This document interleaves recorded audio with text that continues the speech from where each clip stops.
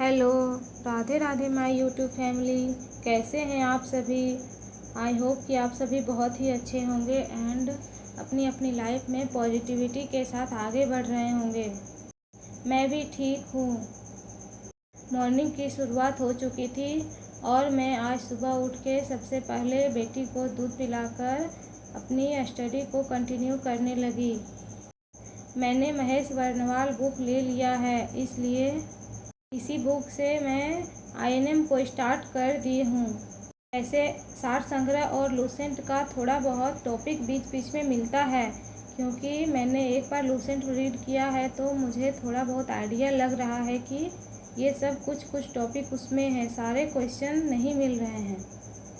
एक चीज़ है कि आईएनएम में सारे वन लाइनर हैं और क्वेश्चन आंसर के फॉर्म में दिए हुए हैं, बट लूसेंट में थ्योरी दिया हुआ है। इस तरह ऑब्जेक्टिव वन लाइनर नहीं दिया हुआ है, बट सभी ने एनसीईआरटी सार संग्रह को सजेस्ट किया था, इसलिए मैंने भी लूसेंट को छोड़कर एनसीईआरटी सार संग्रह को ही पढ़ना बेहतर समझा।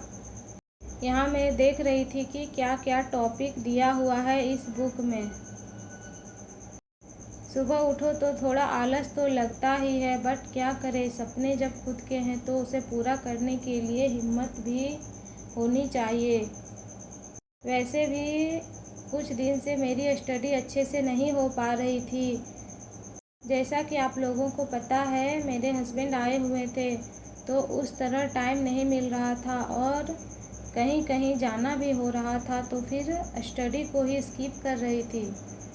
वैसे भी घर के काम और सारे हाउस होल्ड वर्क तो चलते रहते हैं, बट स्टडी ही स्किप किया जाता है कभी भी। वही एक आदत सबको सुधारनी चाहिए। यहाँ मैं अपनी बुक का फ़ोटो ली थी, वही दिखा रही हूँ।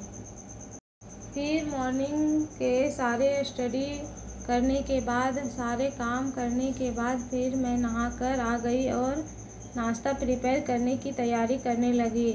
आज सिंपल सी रोटी और टमाटर और बैंगन की चटनी बना रही थी, जिसमें फिर भी 1 आवर तो लग ही गए, क्योंकि रोटी और चटनी में टाइम लग जाता है बनाने में।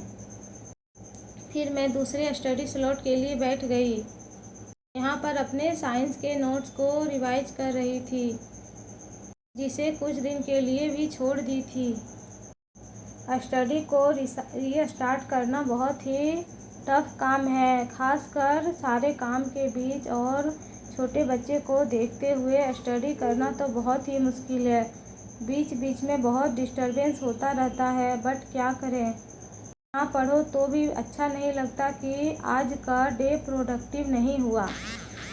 थोड़ी देर स्टडी की, उसके बाद फिर दूध आ गया था तो उसे ही लेकर गर्म करने चली गई और फिर दोपहर के खाने की तैयारी करने लगी। यहाँ पर चावल, दाल और सब्जी मेरी बन रही थी। बहुत सारे मोटिवेशनल कोट्स होते हैं, जिसे पढ़कर तो अंदर से बहुत अच्छी मोटिवेशन वाली फीलिंग आती है, बट कुछ भी हो, जो एक इनर मोटिवेशन होता है उसके सामने तो ये सब फीके ही हैं। और मुझे अंदर से फील होता है कि मैं ज़रूर कुछ कर सकती हूँ, मैं इतनी कैपेबल हूँ कि कुछ ना कुछ तो ज़रूर कर सकती हूँ। बट समय की कमी और मेरी किस्मत ही इतनी ख़राब है कि अभी तक लाइफ में कुछ नहीं कर पाई किचन के कामों के अलावा। पता नहीं इतनी डिग्री कभी काम देगी भी या नहीं। अगर स्टार्टिंग में ही पता होता कि घर के कामों के बीच ही रहना है तो फिर इतनी स्टडी करने का क्या फ़ायदा। इतने साल अपनी लाइफ के डिग्री लेने में और स्टडी में इन्वेस्ट किया, लेकिन उसका कुछ फल तो नज़र नहीं आ रहा। प्राइवेट जॉब के तो बहुत सारे ऑप्शंस हैं, बट उतना प्रेशर बहुत ज़्यादा होता है एक हाउसवाइफ के लिए। इसलिए अगर गवर्नमेंट जॉब मिल जाए तो हाउसवाइफ के साथ साथ उसके घर वालों के लिए भी बहुत अच्छी बात होगी। किचन के कामों से फ्री होने के बाद फिर मुझे थोड़े कपड़े फोल्ड करके रखने थे। कभी कभी फोल्ड करके रखती हूँ, कभी ऐसे ही रख देती हूँ क्योंकि नेक्स्ट डे तो फिर यूज करना ही है। फिर फ्री होकर अपनी स्टडी को स्टार्ट की। यहाँ पर बेटी भी कुछ कुछ लिखने का सोच रही थी। अभी वो लिखने नहीं जानती है बट थोड़ा बहुत खींचती है।